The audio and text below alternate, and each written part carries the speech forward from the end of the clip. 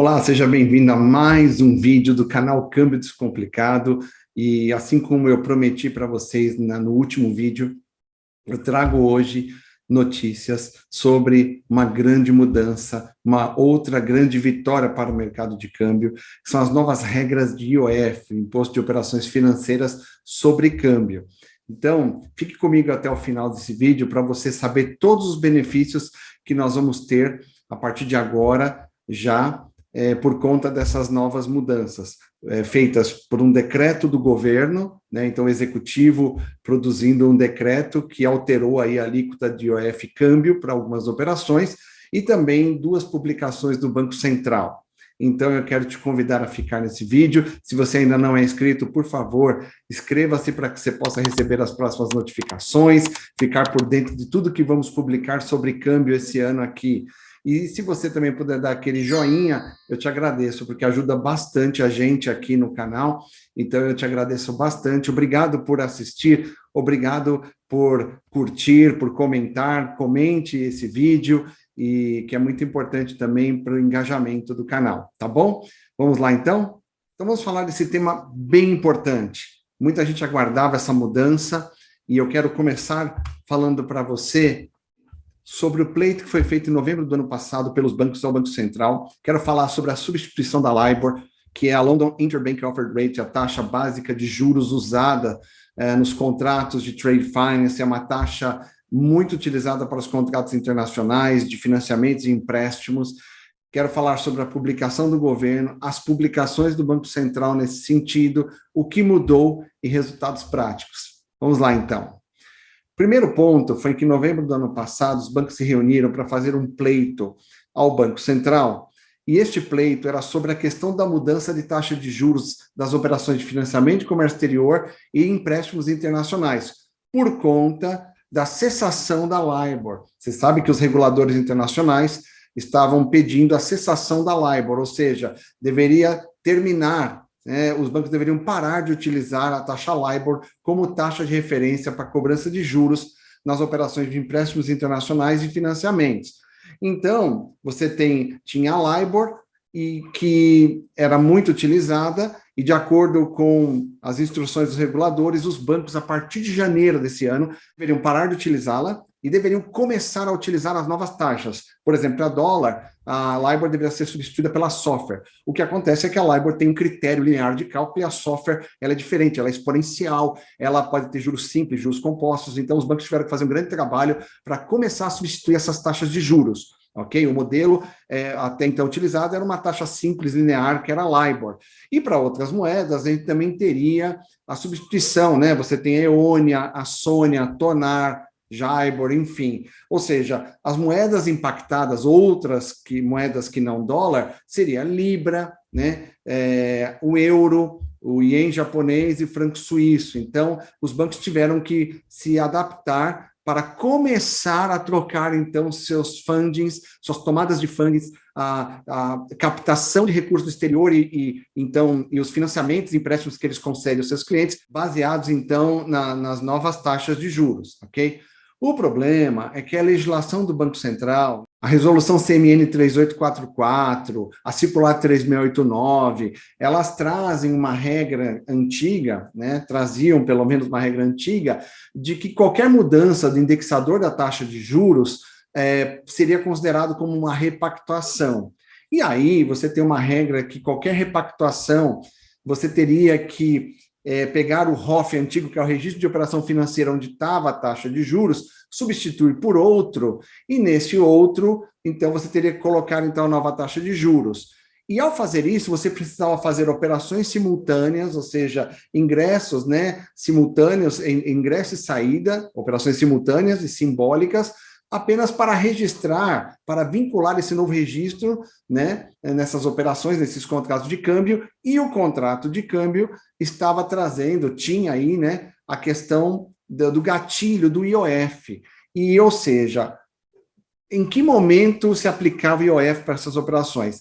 Qualquer novo prazo que fosse abaixo, tivesse um prazo médio mínimo abaixo de 181 dias, deveria ter um IOF de 6%.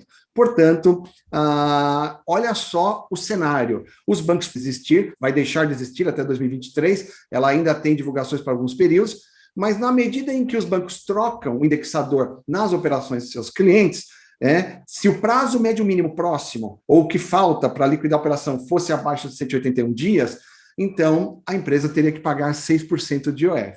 Terrível, né? Então, baseado nisso, nós fizemos um pleito, os bancos fizeram um pleito para o Banco Central que mudasse a legislação a fim de que uma mudança de indexador no ROF, né, por conta da cessação da taxa de juros, não é culpa do cliente, né, ou seja, não tem mais LIBOR, vai trocar por SOFR, por exemplo, né, que isso não caracterizasse uma repactuação, né, porque repactuação iria trazer um problema, dependendo do prazo restante da operação, traria um problema, então, do IOF que o cliente teria que pagar, se esse prazo fosse menor que 181 dias. E isso seria injusto para o cliente ser tributado 6% do valor da operação, né, ou do valor do saldo remanescente da operação, por conta dessa mudança, ou seja, os clientes brasileiros estariam sendo prejudicados por um problema operacional. Então, qual foi o resultado desse pleito que fizemos ao Banco Central? O Banco Central ele respondeu esse pleito por meio de 2 publicações, as quais complementaram um decreto do governo também sobre esse tema. Então, eu vou começar aqui com o decreto, né? O decreto 10.997, que foi de 15 de março desse ano, alterou o famoso decreto do IOF, o 6.306, de 2007, e mudou a alíquota de IOF de 6% para 0%, para operações com prazo médio mínimo até 180 dias. Né? Então, o que acontece? Se fosse abaixo de 181, né, de 180, então, para baixo, você teria esse IOF. Então, o governo, a primeira coisa que ele fez foi zerar esse imposto. Por que o governo fez isso no passado? Para evitar especulação de capital de curto prazo. Então, as empresas entravam aqui, aproveitavam a nossa taxa de juros no passado alta, que agora vem crescendo de novo, né, e fazia especulação cambial também, né? Então, o que acontece? Entrava com capital no Brasil e saía em curto prazo. Então, o governo tinha interesse que o capital estrangeiro tivesse mais tempo, ficasse mais tempo no Brasil. Então, esse IOF era para penalizar empresas que ingressavam com recursos e saíam antes de 180 dias, tá certo? Então, o governo, primeira coisa, a primeira ação, primeira grande notícia, ele zerou, né, essa alíquota. Então, já foi muito bom. Mas seria necessário ainda mais 2 complementos, que o Banco Central também fez, através da resolução CMN 5011, agora de março também de 2022, ele dispensou a necessidade de se fazer operações simultâneas e a confecção de um novo ROF para alteração de taxa de juros, cujo indexador teve divulgação encerrada. Então, antes você tinha que fazer um novo ROF, e para fazer um novo ROF, você teria que vinculá-lo a operações de câmbio, e aí você tinha que fazer as operações simultâneas. O Banco Central acabou com as operações simultâneas, e também com a necessidade de se fazer um novo registro. Isso foi fantástico também, porque o trigger, né, o gatilho do IOF é o contrato de câmbio. Então, o IOF agora é 0 e ele também tirou a necessidade de fazer 2 câmbios, um de entrada e um de saída, operações simultâneas, e também tirou a necessidade da confecção de um novo ROF. E o terceiro, o 2022, ele possibilitou, então, a alteração do ROF, né? Então, você não faz um novo ROF, e agora ele permite, o que não era permitido antes, alterar o ROF existente, né? Então, você pode alterar o quê? A taxa de juros que estava lá.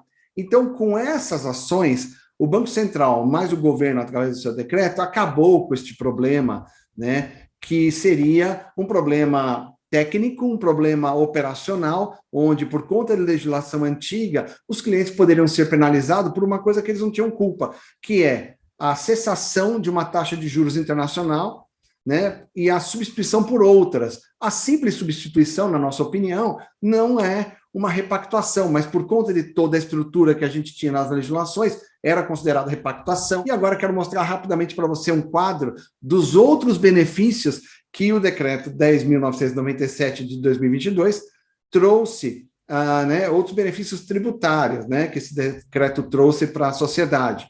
Isso faz parte, gente, também de ação do governo, via Banco Central, para que o Brasil esteja elegível ao OCDE, né? O Brasil precisa cumprir 144 requisitos, e um deles tem a ver também com o imposto sobre operações de câmbio. Então, no próximo slide, vai uma tabela que explica bem esses benefícios.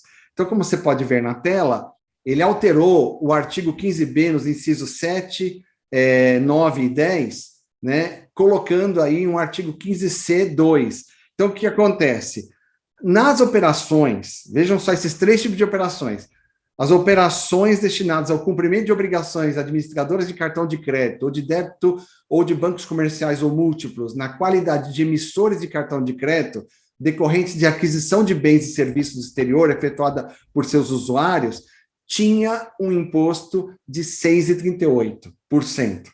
Então, essas operações de cartão de crédito, né? Resumindo, as operações de aquisição de bens no exterior efetuada por 38%. Também, operações de câmbio destinadas ao cumprimento de operacional ou de bancos comerciais múltiplos na qualidade de emissores de cartão de crédito ou débito decorrentes de saque no exterior, também tinha 6,38%. Então, sacava no exterior em cima desses cartões internacionais, 6,38%. Né? Porque todo saque também no exterior exige uma operação de câmbio para cobrir o recurso. E também nas operações para aquisição de moeda estrangeira, Traveler Check, o antigo Traveler Check, né? Ou se você carregasse o cartão internacional, cartão pré-pago para viagens internacionais, né? Então, 6,38%. O que o governo fez com esse decreto, né? Ele passa a fazer de uma maneira paulatina, ele vai diminuindo esse imposto. Então, o que acontece? A partir de 2 de janeiro de 2023, esse imposto para essas operações passa a ser 5,38.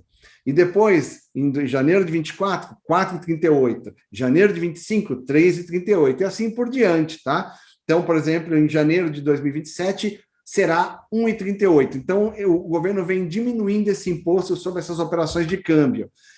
E também, a gente vê, na continuação do decreto, que a partir de 2 de janeiro de 2028, será zero. Então, a ideia é que até 2028 a gente tenha 0% de IOF, alíquota zero, para essas operações.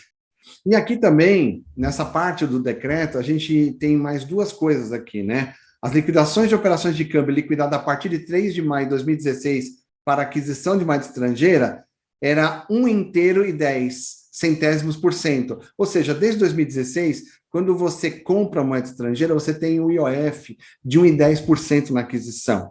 E também nas liquidações de operações de câmbio, desde 2018, para transferência de recursos para o exterior como disponibilidade. Então, além das categorias anteriores que eu te falei, aqui nós temos a inclusão de mais duas. A compra de moeda estrangeira, você vai num caixa comprar, você paga 1,10 hoje, né? Do valor, para você comprar dólar, por exemplo, para viajar para os Estados Unidos.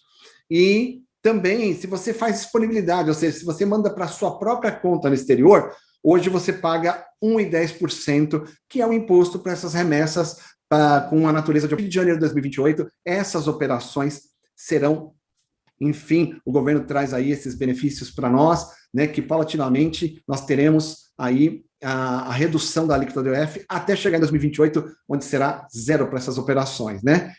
E nós temos um último ponto, que a alíquota de IOF, ela é 0,38 para as operações de câmbio, tá? Algumas operações que a gente chama, que são remessas financeiras, têm IOF de 0,38%. A partir de 2 de janeiro de 2029, se encerra também o IOF sobre as outras modalidades que eu não tinha citado anteriormente. Então, enfim, essa é uma grande notícia que eu gostaria realmente de trazer a vocês que trabalham em câmbio, em empresas, em bancos, em fintechs, corretoras, enfim, em todas as áreas que envolvem aí o comércio internacional, envolvem operações de câmbio, é muito interessante que você saiba o que está acontecendo e como o governo vem trabalhando para ter os critérios atendidos para a entrada na OCDE, e um deles é a parte tributária, ok? Então, se você gostou desse vídeo, deixe o seu joinha, faça comentários aqui, espero que seja muito útil para você. Tentei ser o mais didático possível, num vídeo rápido, trazendo essa notícia excelente para o nosso mercado de câmbio brasileiro, ok? Em 2029, a partir de 2029, não teremos mais nada de IOF em operações de câmbio. Então, até a próxima, te vejo aqui no canal, um grande abraço e partiu!